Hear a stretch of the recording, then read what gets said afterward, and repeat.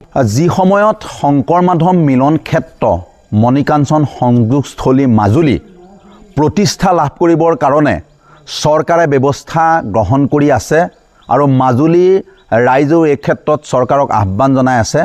তেনে সময়তে আমি দেখা পালোঁ যে নাৰায়ণপুৰৰ কেইজনমান ভকত বৈষ্ণৱে অসমৰ মুখ্যমন্ত্ৰী মহোদয় কিছু ভুল ধাৰণা ধোৱাহাট বেলগুৰি থানৰ সন্দৰ্ভত অৱগত কৰিছে, যাক লৈ আমি প্ৰতিক্ৰিয়া দিবলৈ আগবাঢ়িছোঁ।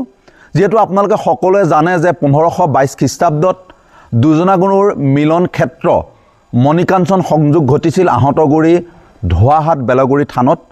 আৰু তাৰ পৰৱৰ্তী সময়ত যদি আমি ইতিহাস চাওঁ যে মানৰ আক্ৰমণত এই থানখন শালমৰা অঞ্চলত বহু বছৰ ধৰি থাকিবলগীয়া হৈছিল আৰু পৰৱৰ্তী সময়ত যেতিয়া গৰাখহনীয়াত পতিত হ'ল সেই থানখনৰ কেইজনমান ভকত বৈষ্ণৱে এই অঞ্চলত আপোনালোকে দেখিছে নপমুৱা অঞ্চলৰ উজনি মাজুলী নপমুৱা অঞ্চলত এটি ভকত পৰিয়ালে এই থানখন কিছু সম্পদ লৈ এই থানখন বৰ্তমান সময়লৈকে জীয়াই ৰাখিছে। গতিকে থানৰ ইতিবৃত্তি বা এই ধোৱাহাট বেলগুৰি থানৰ এটা ইতিহাস জড়িত হৈ আছে। গতিকে কিছু ব্যক্তিয়ে ইতিহাস নাজানি সস্তীয়া এটা চিন্তাৰে তেখেতে মুখ্যমন্ত্ৰীৰ আগত যি মন্তব্য দাঙি ধৰিছে ই অতিকে দুৰ্ভাগ্যজনক। আমি ক'ব বিচাৰিছোঁ যে আমি দেখিছোঁ যে মাজুলী কলা সংস্কৃতি মাজুলীৰ আধ্যাত্মিক ক্ষেত্ৰ দুজনা গুৰুৰ মিলন ক্ষেত্ৰ এই ক্ষেত্ৰখনক লৈ বহু সময়ত বহু ব্যক্তিয়ে বহু ধৰণৰ অপপ্ৰচাৰত লিপ্ত হৈছে আৰু বিশেষকৈ মহাপুৰুষীয়া পৰম্পৰাৰ ওপৰতো বহুতে বহুত ধৰণে আঘাত সানিব বিচাৰিছে।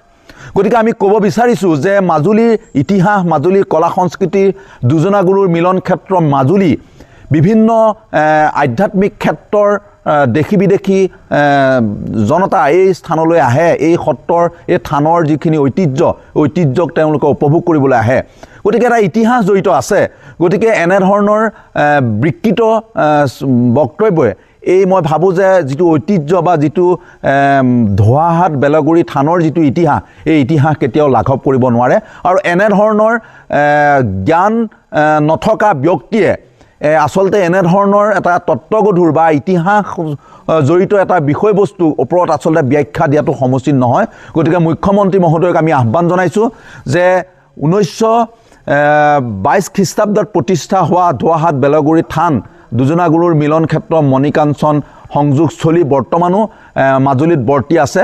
গতিকে মই ভাবোঁ যে মাজুলী এই ঐতিহাসিক ক্ষেত্ৰ দুজনা গুৰুৰ মিলন ক্ষেত্ৰ মণিকাঞ্চন সংযোগ স্থান দেশী বিদেশী ৰাইজৰ আগমনৰ অৰ্থে এক অত্যাধুনিকভাৱে এই ক্ষেত্ৰখন পুনৰুজ্জীৱিত কৰিবৰ কাৰণে চৰকাৰৰ আহ্বান জনাইছোঁ। আৰু এই ক্ষেত্ৰত কোনো পক্ষই যাতে মাজুলীক লৈ যাতে ৰাজনীতি নকৰে আৰু মহাপুৰুষীয়া পৰম্পৰাৰ ওপৰত যাতে কোনেও যাতে চকু নাৰাখে এনেধৰণৰ দুষ্ট চিন্তা বা এনেধৰণৰ বিভ্ৰান্তিমূলক কথাৰে এই যিটো মাজুলীৰ যিটো ইতিহাস আৰু আপোনালোকে জানে যে যি সময়ত মাজুলীয়ে বিশ্ব ঐতিহ্য স্বীকৃতি পাবৰ কাৰণে আগবাঢ়ি গৈছে এই সকল সম্পদ লৈ এইখিনি সম্বল লৈ আমি আচলতে বিশ্ব ঐতিহ্য দাবী কৰিছোঁ। গতিকে এটা ইতিহাস জড়িত হৈ আছে। গতিকে কেইজনমান ভকত বৈষ্ণৱে মাজুলী ধোৱাহাট বেলগুৰি থান নহয় বুলি ক'লেই যে এই গোটেই পৰিক্ৰমাটো যে নাইকিয়া হ'ব তেনেধৰণৰ কথা নহয়। আচলতে মই ভাবোঁ যে তেওঁলোকেও কলা সংস্কৃতি বা দুজনা গুৰুৰ যিখিনি সৃষ্টি আজি জীয়াই ৰখাৰ ক্ষেত্ৰত তেখেতসকলেও প্ৰয়াস কৰিছে।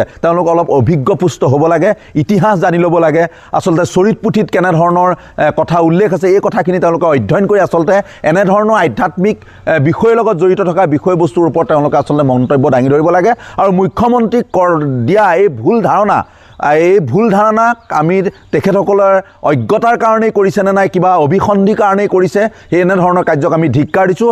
আৰু এনেধৰণৰ মাজুলীৰ ইতিহাসৰ ওপৰত মাজুলীৰ ঐতিহ্যৰ ওপৰত মাজুলীৰ কলা সংস্কৃতিৰ ওপৰত অধ্যয়ন নকৰাকৈ এনেধৰণৰ টুলুঙা সস্তীয়া আৰু অবাঞ্ছিত বিষয় বা অবাঞ্ছিত এটা চৰ্চা কৰা বিষয়লৈ নাযাবৰ কাৰণে আমি সকলো পক্ষক আহ্বান জনাই মাজুলী বিশ্ব ঐতিহ্য ক্ষেত্ৰ দুজনা গুৰুৰ মিলন ক্ষেত্ৰ মণিকাঞ্চন সংযোগ স্থান এই দুজনা গুৰুৰ মিলন ক্ষেত্ৰ আজি উজনি অসমৰ প্ৰথমখন থান ধোৱাঘাট বেলগুৰি থান পুনৰুজ্জীৱিত কৰি মাজুলী ৰাইজক একত্ৰিত কৰি দেশী বিদেশী ৰাইজে যাতে এই স্থানলৈ আহি ইয়াৰ যিখিনি কলা সংস্কৃতি উপভোগ কৰিবৰ কাৰণে চৰকাৰে বিহিত ব্যৱস্থা গ্ৰহণ কৰিবৰ কাৰণে আমি অতি সজোৰে আমি চৰকাৰক দাবী জনাইছোঁ।